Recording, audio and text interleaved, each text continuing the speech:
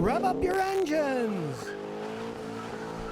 Today I'm going to talk about why used cars in the United States are getting to be so expensive. Now recently I took a trip to England, and I knew from research and emailing people in England that used cars in England are much cheaper than used cars in the United States. Years ago I used to have customers that took advantage of that. They would go to England, they'd buy used cars cheap, send them to the United States, sell them at a big profit. But they can't really do that anymore. They changed the laws, the EPA for pollution control and stuff. But people used to do that and make a lot of money, even though it costs a lot of money to ship a car from England to the United States. So I asked some used car dealers in England, what's the deal? How come yours is so much cheaper? And they said, well, people are only going to pay so much money for a used car. And now when I was a young mechanic in the 1960s, that was true in the United States too. But then something happened.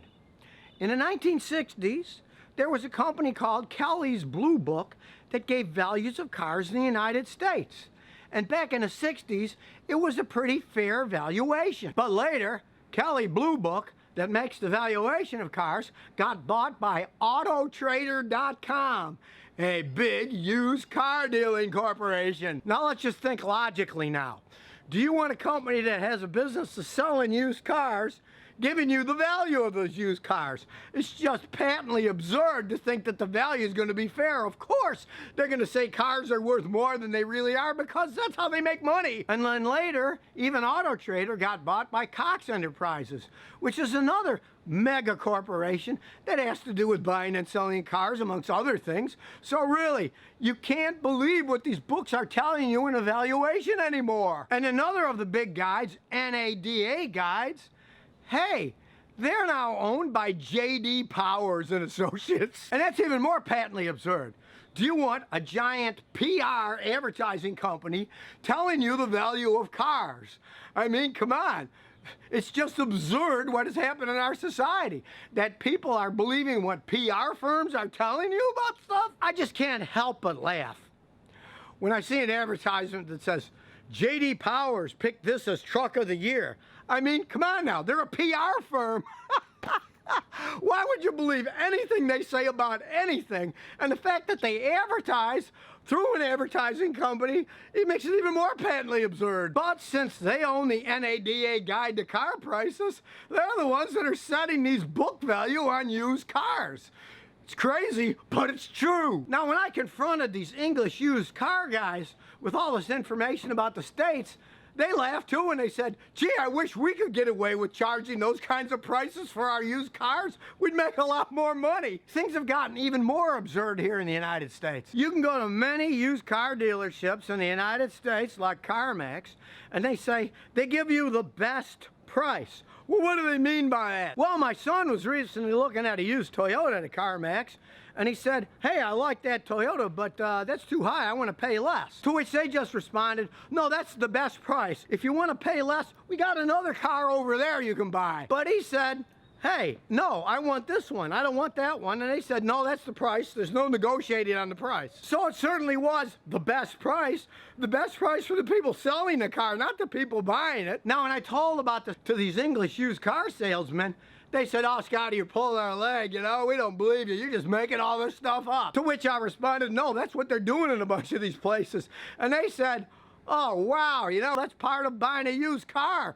But we wish we could just say this car is 10,000 pounds, but it doesn't work that way in England. So with the pricing in these supposedly neutral books that give values of cars, when somebody's selling a car these days, a lot of times they'll look at it and say, aha, that's what the car's worth. That's what I'm going to get for my car when I sell it to somebody. But I explained to them, now, a used car lot can get away with a lot of stuff because generally they're loaning money to somebody. Somebody doesn't come in and pay $10,000 for a used car, they pay $199 a month. Then I say to the person selling their car, well, are you going to take $199 a month for your car? No, I need the whole thing at once. And they don't understand. If you pay the whole thing at once, you're going to get a better price than if you're financing a thing. The people who are financing are taking a chance. You might not pay. They might have to repo the car. So the value is actually much lower if you're getting cash. And these stupid books just knock a little bit down, not much. They're just patently absurd. Because in the real world, the one I inhabit in, here's an example. A few years ago, a customer of mine bought a used Toyota for $3,500. It was 8 years old, and it had 100,000 miles on it. But another customer of mine bought the same exact year Toyota, but she had bad credit. So she went to this used car lot, and even though she bought the same year car, and it had 50,000 more miles on it than the previous customers had, she paid $9,500 for the same exact car. So in the real world where I live, cash means something. But a lot of these places now, they say, oh, same price, cash or credit, we don't care. So not only do they have an artificially high price of the cars, they don't care whether you pay cash or credit, because a lot of times they get bonus points for selling a loan to somebody. Now the valuation itself is much akin to, let's say, a diamond ring. Take a diamond ring to a jeweler to have it appraised for its value. And then after it's appraised, let's say it's appraised for $10,000. Ask that same jeweler, what will you pay me cash for this diamond ring right now? And your jaw is gonna drop. It's supposed to be the same way with cars. Cash should be king. I mean, look at this beautiful car I saw in England, and look how cheap it was.